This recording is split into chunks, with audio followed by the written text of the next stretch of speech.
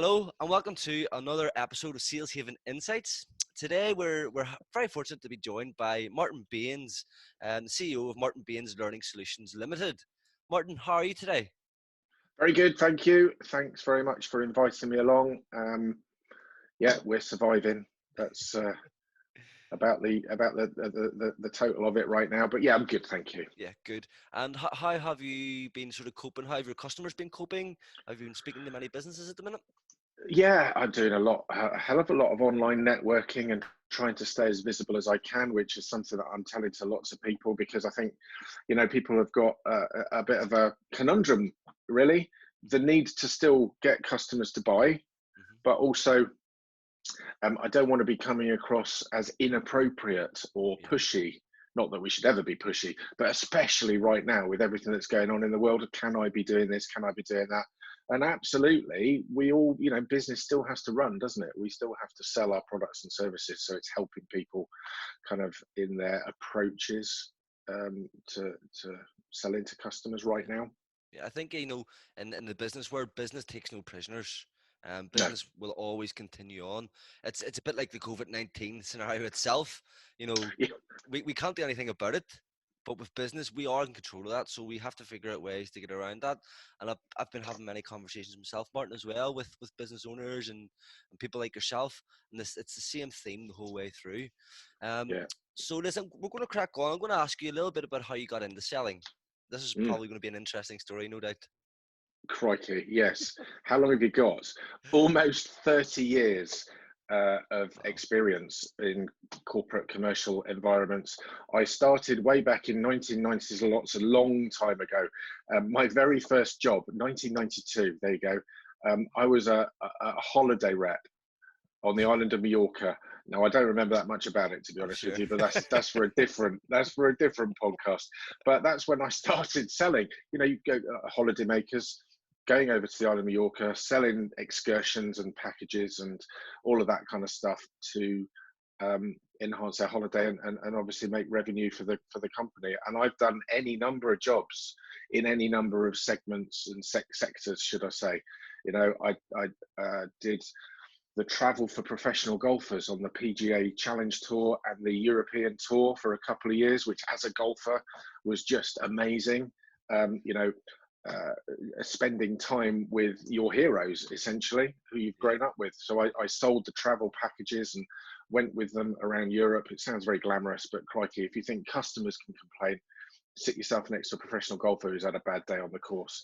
I've um, I've worked in telesales, retail sales, account management, business to business, any number of jobs over nearly 30 years. And 13 years of that has been doing what I do now, learning and development, okay, sales training.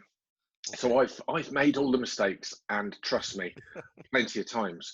And I'm kind of glad that I've done that because now that gives me an opportunity to help business owners and corporates with their sales teams to avoid those mistakes. Yeah, And that's why I love what I do, because it's, that experience. Somebody once said, Martin, you eat your own dog food, which is not the nicest analogy, but I kind of get what they meant. I have done what I do. So yeah, that hopefully puts me in a position to really help business owners differentiate themselves from their competition, because yeah, that's, for me, a lot of what this is all about: successful selling. yeah. And if I was to go back, just maybe a few years or a decade or Mm, two, maybe, um, what do you think was the hardest part of sales when you were doing it? yeah, I this generally happens. Okay, in any there's your well done. You've got the job. There's your phone. There's your desk. There's your computer. The meeting's at 8:30. Let us know what you're going to sell today. Welcome to the business. I had no development, so I kind of taught myself. Okay, I didn't have any formal training until, please don't log off now, I started selling cars for a living. I sold nice cars. I yeah, sold Audis. I was the Audi A8 specialist brilliant. at an Audi centre in Bristol. And I went up to head office in Milton Keynes. And that was the first time that I had any formal sales training. So the frustrating thing for me was just kind of getting dropped in at the deep end and having no support, and just wading around in an ocean trying to learn myself, Yeah, really. yeah, Um, so that, and it just frustrate the life out of me. When when I was in retail sales, I genuinely, I don't just say it because I do what I do now. I used to love going on training, yeah, but when I got back to the business, it was, oh, don't worry about that. You've been away for a couple of days. yeah, Just get back and sell some cars. And then within a week, all of that hard work and learning is kind of gone. yeah, So it frustrated the life out of me. So that's why now I love what I do, but I'm a massive believer in that accountability and the follow up and ongoing support for people, yeah. because that's where the difference happens when the behaviors change. And you can see that in tangible results within businesses. Yeah, it's totally agree. I mean, if you take into account, a habit, they say a habit takes 21 times Yeah, for it to yeah, become a habit. So if you yeah, learn something in a training session, maybe over a period of a week, and you haven't done it 21 times, you have no chance of retaining that yeah, information, no chance of learning anything. And I would concur with you. I would say the hardest thing that I have faced is that when I first started in sales, I was just given, this is your data list, this is where your territory is, this is your phone, just go and do it. And the yeah, the common the common phrase is, when you're in an interview, you go in, you sit down and say, we want you to hit the ground running. And it's yeah, like, how can someone hit the ground running when they don't yeah. understand the processes of a business? They don't understand the key stakeholders within your own business, let alone somebody else's business. Absolutely, Lots of absolutely. variables in there. So yes, I totally agree with that. So that Yeah, would nicely lead on, Martin. What would you say would be the challenges that sales professionals are facing at the moment?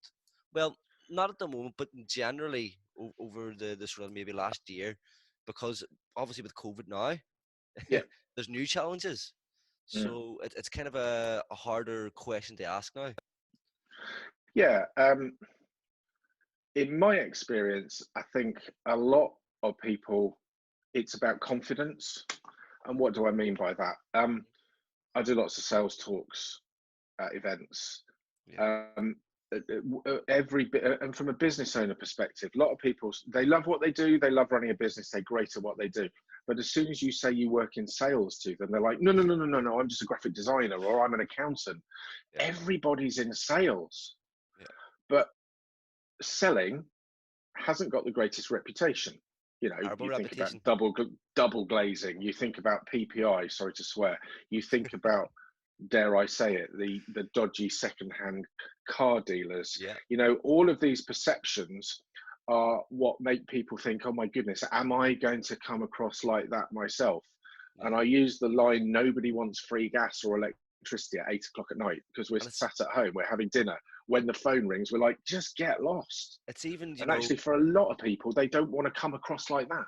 no, it's even to hitting that point as well. There are films, the media Yeah, have done a bad job in portraying salespeople. yeah, Now, don't get me wrong, Wolf of Wall Street and Jordan Belfort, listen, probably a great guy, but he knew what he was doing. But then there's other mm, films out there. Actually, on Netflix recently, I seen a TV show. I cannot remember what you call it for the life of me, but it's all about the con and the salesman and the con, yeah, and it's just yeah. promoting the sales industry in such a bad way. So yeah, Yes, and I think a lot of people think I'm going to come across like that, so they shy away from it. yeah, yeah, But it's not, you know, nobody, everybody wants to make an informed buying decision. Nobody likes to be sold to. yeah, But the techniques and the strategies that I work with business owners with help prospects to buy. You are selling, but it's not in an overt, pushy, manipulative way. Because, you know, these days we're a lot more savvy, aren't we, as buyers? The last mm, 20, 30 years, we've become much more informed. There's so much more information out there and research that we do. So it's about being armed, with the tools, the knowledge, the skills, but also the mindset yeah, to be able to differentiate you from your competitors. Because if I'm buying a product or a service and I'm talking to you, you can bet your bottom dollar that I'm going to be talking to one or two competitors of yours as well. yeah, So the real thing is, and this is where I try and get the mindset and behaviors, what are you doing to differentiate yourself in the way you take your prospects through their buying journey? Because if you do that, I promise you, it's not always about money. yeah, People will see the value of working with you, yeah, but yeah. the 6, 7 inches between your ears. That's the key thing that you need to work on for me. And The I'm mindset, sure the attitudes. you have experienced that yourself, Martin, over your career, where you've been in a really bad place, or a shitty place where you don't feel, Mm, selling, and you're speaking to a customer, and the yeah, next thing you know, you've lost the deal, and you're like, why did I lose that deal? But that perception, your perception to the customer has probably been, why has he got a face on him? Why why yeah, why is he no passion? Why is he no enthusiasm? I don't want to deal with someone like that, 100%. you know? And crikey, um, the number of sales meetings that I've been in at 8:30 in the morning, 8 o'clock in the morning. You're rubbish at this. You're rubbish at that. You haven't done this. You haven't done that. And then it's like, off you go. Have a great day. And you're coming out of there going like this. And then you've got to work on these things. And I talk a lot about prospecting. Nobody likes prospecting. It's all about cold calling. And then the sales that prospecting doesn't work. Well, of course it doesn't bloody work, because you've told yourself it doesn't work. Yeah, And you'll actually do everything to convince yourself it doesn't work. So at the end, you'll go, see, told you it doesn't work. yeah, yeah, If you think you can do something or you think you can't, you're right. yeah, So it's about choosing the attitude and the mindset that you bring to any sales interaction. yeah, And that can be difficult. Of course it can, because we've got preconceived ideas and previous experiences. But the more that you can consciously choose your mindset, approach, and behaviors, the easier it is for you to differentiate yourself. I'm convinced of it. I'm yeah. convinced of it. So we've got mindset, and I'm there with you, Martin. I'm a Mm, big believer in mindset. And if the mindset wasn't right, you can't really sell efficiently. The mm, other thing is prospecting. Um, mm. in terms of the prospecting side of things, it's one of the things that I enjoy. I love. I thoroughly enjoy it because You I've weirdo. Me yeah, too. complete weirdo. But I have told myself that it's not cold calling, it's prospecting, it's Yeah, an introduction, it's yeah, it's speaking to someone for the first time and letting them know yeah. who I am and what I'm doing, Mm. rather than this cold calling, dial while you smile, like come on, you know, Halfway through a month, like, kind of, where are we now? I don't know. Is it Christmas Day, Boxing Day? But anyway, halfway through a month, lands on your desk a list. We haven't got enough appointments. We haven't got enough sales this month. Get on the phones. It doesn't work. no, I know businesses that will bring people in every week, Thursday evening for 7 o'clock at night. That's prospecting night. hmm We'll chuck some pizza in as well and make it a real fun. Jesus, stuff doesn't work. The perception that people have is that it's cold calling. yeah, Actually, it's not. And you think about your traditional sales pipeline, whatever you need to fall out of the bottom, not everybody's going to buy, unfortunately. yeah, yeah, Not only do you need to know where they're falling out in the process so you can improve, but you need to put stuff in the top. yeah, So prospecting isn't cold calling, it's generating future opportunities to do business. yeah, And you've got to do it consistently. You can't do it once a month or once a quarter. It has to be a daily activity, yes, because then it becomes a habit, but it's the way that you do it. And these days, crikey, we've got all sorts of platforms in order for us to do that. We've got networking online, Facebook, LinkedIn, Twitter, Instagram, bloody TikTok people are talking about now as a yeah, business platform. Make it easy for people to find you.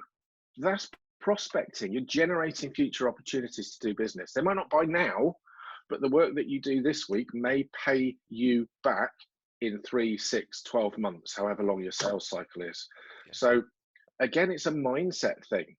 If you think of it as cold calling and this bloke's never going to want to talk to me, or I'll never get through to managing directors, of course you won't. yeah, Never get past gatekeepers. You might not need to, especially now.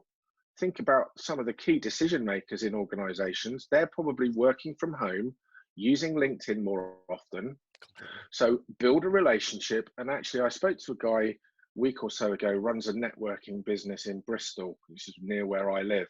He said he had messaged the head of marketing for Facebook in the UK directly, and he'd responded, wow, and he'd started a conversation, because these people are more accessible.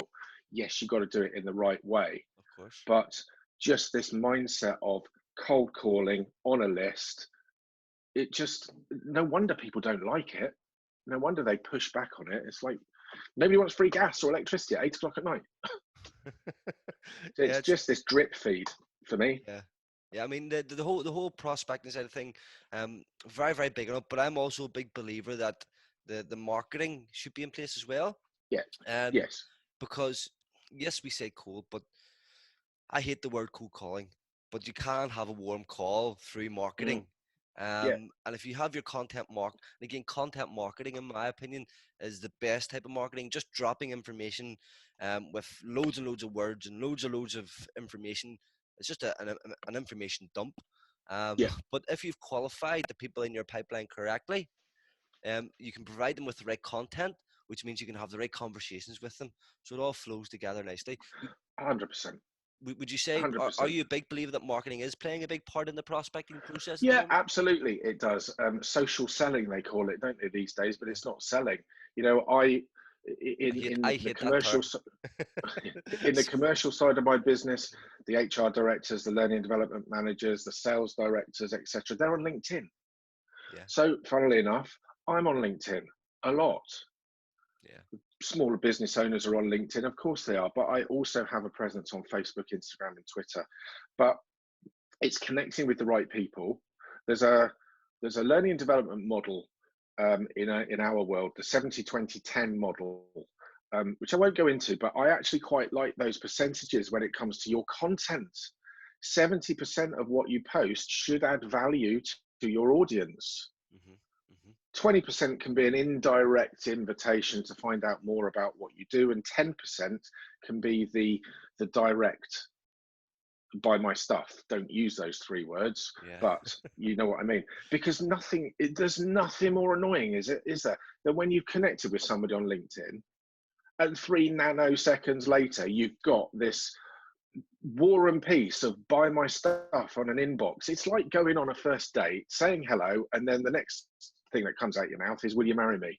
You know, you need to start relationships. You need to start conversations and get involved. It takes time. It takes consistency. But again, I go back to my concept of make it easy for people to find you. yeah, Because if you are posting content, giving value, you're on people's radar when they fall into that first stage of their buying process, which is a recognition of a need or a want. Oh, Martin posts lots of good stuff and value about sales. Let's have a chat with him. He's probably a good guy to talk to. yeah, So but that takes time. yeah. Certainly agree with it. And the whole social selling piece isn't something I do. It's not social selling, guys. No, It's it's digital marketing. marketing. You know, and Completely agree with you. if you look at LinkedIn, and actually research what LinkedIn call as well, they call it marketing. They call it digital marketing as well. So the Mm, platform that we're on, LinkedIn, call it marketing itself.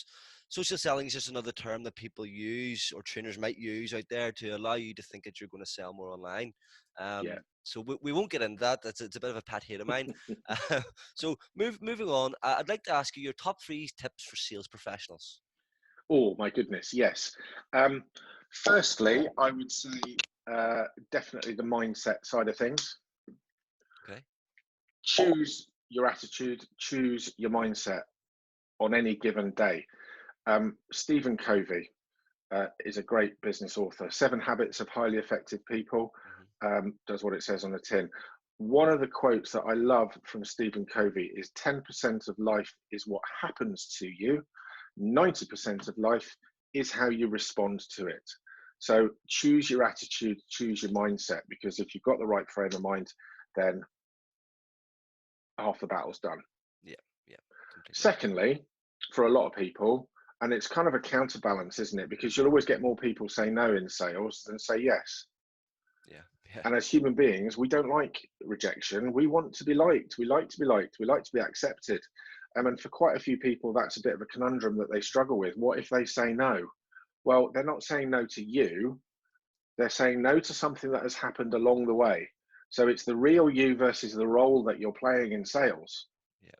And I often say, well, let's get you somebody on a trolley and do some brain surgery. How would you feel about that? Most people generally after they say, I'll have a couple of gin and tonics, I'll be all right. But most people say, what are you on about? Does the fact you're probably not very good at brain surgery devalue you as an individual? Of course it doesn't. Does the fact that I might say no to you in a sales interaction devalue you? No, it's never personal. So that would be tip number two.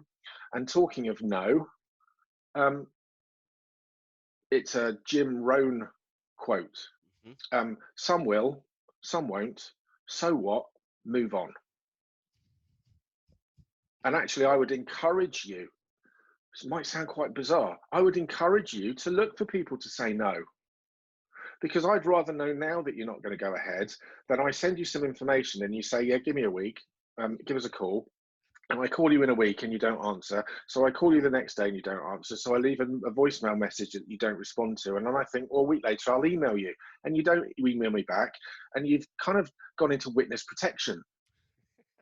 So I'd rather know now that you're not going to go ahead. Yeah. That might be, in my opinion, that might be for a couple of reasons people do that. They don't want to let people down. So they'd rather not say no, they just disappear. Yeah. But if you think about the buying process, we have one or two competitors that we're up against. So what might also have happened is I've got all the information that you've given me, and I've gone to a current supplier and said, look, here you go, if you can beat this cost, or gone to another competitor and used you as a bargaining point. So some will, some won't. So what? Move on. Look for people to say no. Get the right people into your pipeline. Get rid of the ones that are never going to buy. Yeah. Fantastic. So there you go. Mindset. It's never personal. Get the right people in your pipeline. Fantastic. Thanks very much for that, Martin. One question that always seems to tickle people and get people thinking a little bit more is what would you Yeah. change about the sales industry? What would you change about how people are selling? Um, oh God, that's a great question. If I had the answer to that, I'd be on a beach.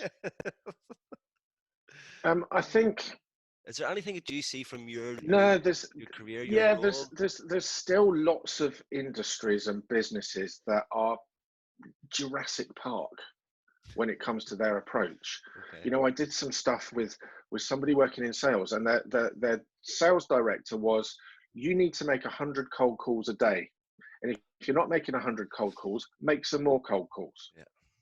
It doesn't work. Um, People these days are a lot more savvy. Yeah. We do the research. We're armed with information. We know that generally speaking, we're going to be put through a process, but it's about putting people through a process without them feeling as though they're being processed. Yeah.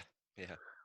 Um, Businesses need to think about how they're taking their prospects through their buying journey, helping them to buy. Yeah. Some of the techniques, as I've said, are sales techniques, but they're not pushy. Yeah. People are a lot more savvy these days, and actually you need to evolve. And any number of, oh, I've been selling for 25 years, what can you teach me about sales? You know, you get those people, well, actually, do you know what? Have you been selling for 25 years, or have you done 1 year 25 times Yeah.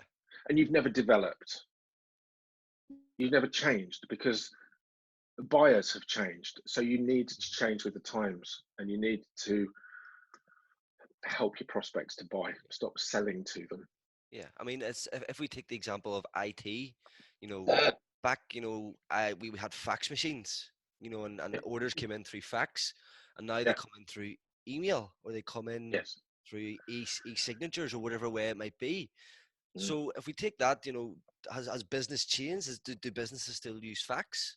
So if mm, you are a sales professional and you're still selling the same way that you were maybe in 2000 or you were maybe in the 1990s, you yes. probably need to have a look at yourself in the mirror and look at where we are now. Yeah. Digital is how we sell now. We are, I call it the immediacy age. I mean, crikey, Amazon, they're delivering things, products by drone, aren't they, in 7 minutes? Mental. So people want information like that. If I can't find what I want on a website, I'm a bloody nightmare. Within 2 clicks, I'm gone. So, you know, it's just about putting your business out there in a way, and I keep banging on about it, but I make no apologies, in a way that makes it easy for people to go through their steps, to go Yeah, through the journey. yeah. But digital selling, um, video is a massive one these days. This is going to be huge. Yeah, you know, content marketing, as we've spoken about, it's all of those different channels that we need to embrace to make sure that we are at the forefront of our prospects' minds. Perfect. Thanks very much for answering that question, Martin. Mm. Just before you shoot off, I want to sort of ask you, what are you up to at the minute? Where can people find you if they want to reach out to you? Yeah, I'm on LinkedIn. I'm on all of the platforms, but linkedin.com/in/MB, as in my initials, Martin Baines hyphen sales training. I'm also running next week, starting on the 18th of May, a free 5-day selling with confidence program. So if anybody would like to join I think I've got 111 business owners who've Wow. already registered with a week to go. Um, there's a bit.ly link. So it's bit.ly/MB5-day sales.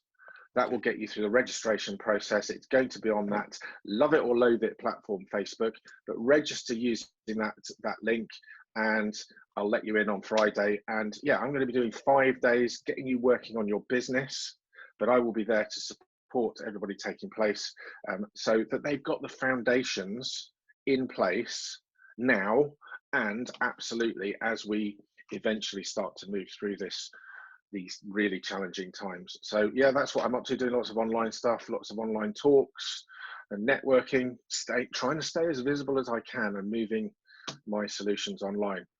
Okay. Well, listen, Martin, thank you very, very much for sharing all that information. I'm really glad that we've been able to capture some of your knowledge.